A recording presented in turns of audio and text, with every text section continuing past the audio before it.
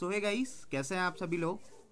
तो दोस्तों, बहुत सारे कमेंट सेक्शन में मैसेज आने में थे, टेक्स्ट आने में थे कि सर ये बताइए कि नैनीताल बैंक का क्या इस साल भी नोटिफिकेशन देखने को मिलेगा।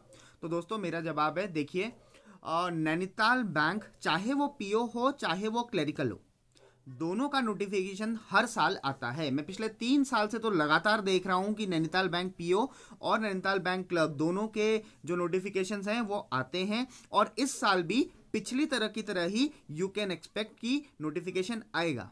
अब कुछ लोग पूछ रहे हैं कि सर आएगा तो बताइए लगभग कितनी वैकेंसीज होंगी। देखिए, मैं लगभग वैकेंसीज कहूँ, पीओ और क्लर्क की मिलाकर 100 के आसपास आपको वैकेंसीज देखने को मिल जाएंगी।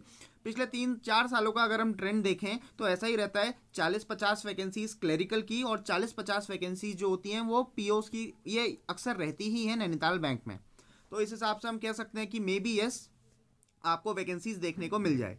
नैनीताल बैंक क्लरिकल और नैनीताल बैंक पीओ, जो इनका एग्जाम होता है वो सिंगल डे ही होता है, तो ये काफ़ी अच्छा कर देता है बैंक कि सुबह के टाइम आप क्लरिकल का पेपर दे लो और दिन वाली शिफ्ट में आप पीओ का पेपर देख लो। दोनों का जो दोनों का जो सेंटर्स होते हैं वो सेम ही रहते हैं, जैसे डिस्ट्रिक्ट कोऑपरेटिव बैंक में आपके साथ हुआ होगा। तो वेल गाइस, ये हो गया कि नोटिफिकेशन आने की चांसेस हैं, क्योंकि हर साल ही इसके नोटिफिकेशंस आते हैं। वेल, इसके अलावा दोस्तों, अगर मैं इसके बारे में बताऊं, जो नैनीताल बैंक पीओ का एग्जाम लेवल होता है वो किस तरीके का होता है। देखिए, नैनीताल बैंक पीओ के जो एग्जाम लेवल है वो लगभग आप ये मानकर चलिए आईबीपीएस पीओ या एसबीआई पीओ के प्रीलिम्स टाइप का वो पेपर होता है। हाँ, इसमें रीजनिंग में, क्वांट में कुछ क्वेश्चंस ऐसे भी होते हैं जो सिर्फ आईबीपीएस के मेंस एग्जाम्स में आते हैं, जैसे डेटा सफिशिएंसी हो गया, जैसे इनपुट आउटपुट हो गया। तो ये कुछ क्वेश्चंस हैं जो ऑब्वियसली आपको नॉर्मल बैंकिंग एग्जाम में मेंस में देखने को मिलेंगे, बट जो पजल्स का लेवल रहता है, डीआईस का लेवल रहता है, वो लगभग एसबीआई पीओ के प्रीलिम टाइप का। अगर मैं ज़्यादा ही ज़्यादा कहूँ तो आरआरबी क्लर्क के मेंस जैसा आपको ये पेपर देखने को मिल जाएगा नैनीताल बैंक का पीओ का। तो दोस्तों, ये हो गया इसका एग्जाम लेवल, इस तरीके से आप इसकी तैयारी करिएगा।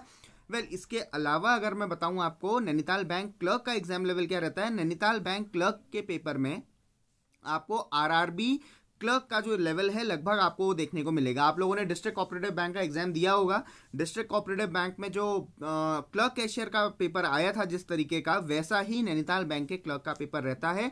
जैसे डिस्ट्रिक्ट कोऑपरेटिव बैंक में जीए एक मेजर पोर्शन रहा, वैसे ही इसमें भी जीए का पोर्शन जो है वो डिसाइड करता है कि आपका पेपर निकलेगा या नहीं निकलेगा, क्योंकि जीए का पोर्शन ही एक सबसे टफेस्ट सेक्शन माना जाता है और वही डिसाइडिंग फैक्टर होता है आपके पेपर निकलने और ना निकलने में।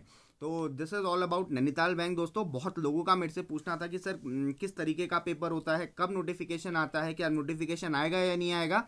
तो I hope this video is helpful for you all. So prepare well guys.